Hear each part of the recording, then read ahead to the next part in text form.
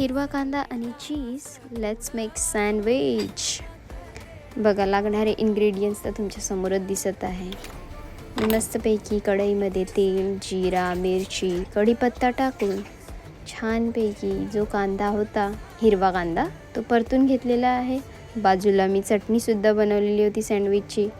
And then याच्यामध्ये कोथिंबीर, चीज हे छानपैकी मिक्स करून, तुम्हाला जर खूप क्यूब्स टाकायचे असतील तर क्यूब्स टाकू शकता. अँड देन हे जे मिश्रण होतं मी रेडी केलेलं, ते ब्रेडवर लावून मस्तपैकी तव्यावर ते शेकण्यासाठी ठेवलेलं आहे. मस्त अलटून पलटून त्याला शेका. And then it's almost ready man. खरंच बोलतो, खरं कांदा परत हवा.